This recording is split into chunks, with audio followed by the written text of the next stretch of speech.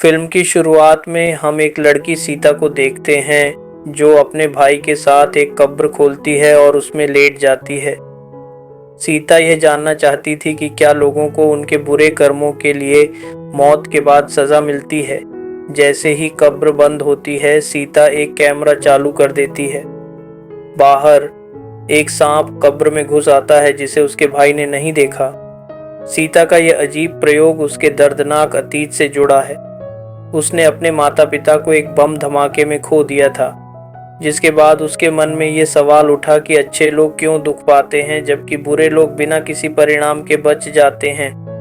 माता पिता की मौत के बाद सीता और उसका भाई एक अनाथालय में भेज दिए गए, जहां एक शिक्षक ने उसे बताया कि बुरे लोगों को मौत के बाद भी सजा मिलती है। हालांकि सीता को इस पर विश्वास नहीं हुआ। अपने शिक्षक को गलत साबित करने के लिए सीता अनाथालय के एक भूतहा कमरे में जाने का फैसला करती है। इस कमरे में पहले कभी कोई नहीं गया था, क्योंकि ऐसा माना जाता था कि यह कमरा भूतों से भरा हुआ है और जो भी अंदर जाता है वह गायब हो जाता है। सीता अपने भाई आदिल के साथ अंदर जाती है, लेकिन जैसे ही वे आगे बढ़ते हैं उन्हें सिवाय अंधेरे के कुछ नहीं दिखता। और फिर एक अजीब बात होती है। सीता और आदिल एक दूसरे को देख या सुन नहीं पाते।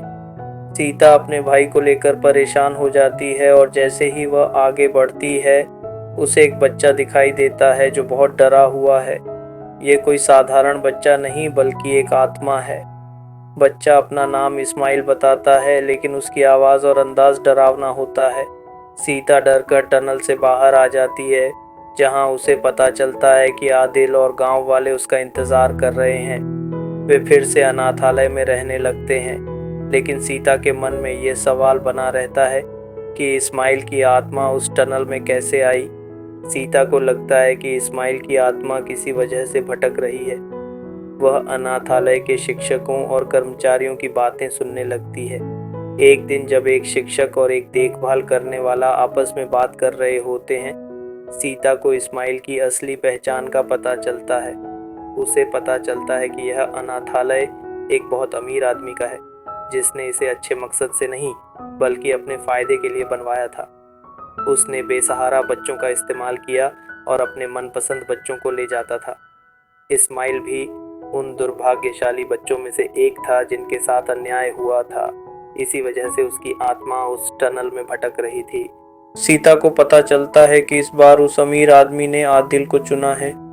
शिक्षक बताते हैं कि उस रात के बाद इस्माइल को किसी ने नहीं देखा, लेकिन सीता ने उसे टनल में देखा था।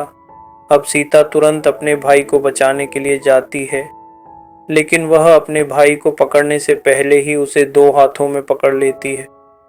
सीता उनके लिए खतरा बन सकती है, इसलिए उन्होंने सीता को भी पकड़ लिया और उसे एक सीलबंद गोदाम में बंद कर दिया। अपने भाई को बचाने के लिए सीता ने अपने दुपट्टे की मदद से खिड़कियों को तोड़ने की कोशिश की और सफल हो गई। जैसे ही वह बाहर आई, एक देखभाल करने वाली महिला उसके पास आई और उसे कुछ पैसे और ज़रूरी चीज़ें दी ताकि वह अपने भाई को बचा सके। उस महिला ने यह भी बताया कि वे आदिल को कहाँ ले जा रहे हैं। सीता जंगल से भागती हुई उस सड़क पर पहुंची जहां से उसे आदिल को लेना था। उसने एक पत्थर मारकर ड्राइवर का ध्यान भटकाया और अपने भाई को बचा लिया। इसके बाद फिल्म 10 साल आगे बढ़ जाती है और हमें बड़ी हुई सीता दिखाई देती है, जो अब एक वृद्धाश्रम में काम करती है।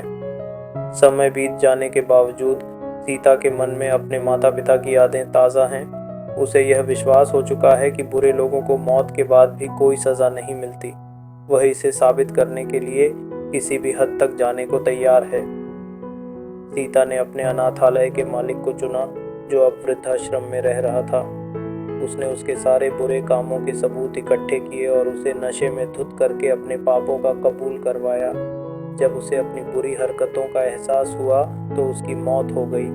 सीता यह देखना चाहती थी कि इस बुरे आदमी के साथ मरने के बाद क्या होगा, इसलिए वह कब्र पर गई और उसमें लेट गई। यह वही दृश्य है जो फिल्म की शुरुआत में दिखाया गया था। कब्र में लेटने के बाद सीता ने अपना मोबाइल ऑन किया। आदिल ने उसे कहा कि अगर कोई समस्या हो तो वह उसे कॉल करे। जैसे ही सीता कब्र में लेटी, एक सांप कब्र के पास आने लगा, जिसे आदिल ने देखा और उसने तुरंत सीता को बाहर निकाल लिया। सीता को लगा कि उसका सोचना सही साबित हुआ। बुरे लोगों को मौत के बाद कोई सज़ा नहीं मिलती। सीता ने यह सब एक शो में बताने का फैसला किया, लेकिन जब उसकी रिकॉर्डिंग चलाई गई तो पता चला कि आदिल ने सब कुछ डिलीट कर दिया था। सीता ने आदिल से पूछा कि उसने ऐसा क्यों किया, तो आदिल ने कहा कि उसे लगा कि यह सही नहीं है। उसने सीता को याद दिलाया कि उसने भी अपने कर्तव्यों को ठीक से नहीं निभाया है। सीता आदिल की बातों से प्रभावित हुई और उसे अपनी गलतियों का एहसास हुआ। वह घर गई और अपने माता पिता की तस्वीर को देखकर रोने लगी। उसे लगा जैसे उसकी माँ ने उसे बुलाया है। वह आवाज़ का पीछा करते हुए एक कमरे में गई, लेकिन वहाँ कोई नहीं था। उसने फिर से आवाज़ सुनी और एक बुजुर्ग महिला को देखा जो रो रही थी, और उसने सीता को बताया कि उसका पति उसे धोखा दे रहा है।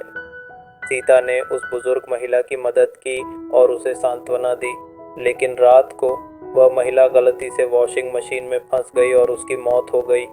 सीता ने उसके पति को सांत्वना दी, लेकिन उसने महसूस किया कि उसे कुछ और करना चाहिए। उसने एक तांत्रिक से मदद मांगी और बुजुर्ग महिला की आत्मा को बुलाने का प्रयास किया। हालांकि अनुष्ठान के दौरान सीता को लगा कि कुछ गलत हो रहा है और उसने इसे रोक दिया। अंत में सीता को एहसास हुआ कि मौत के बाद सज़ा मिलती है या नहीं, यह इतना महत्वपूर्ण नहीं है। उसे समझ आया कि उसे अपने कर्तव्यों को ठीक से निभाना चाहिए और दूसरों की मदद करनी चाहिए। फिल्म का अंत सीता के आत्मसात होने और उसके अंदर आए बदलाव के साथ होता है।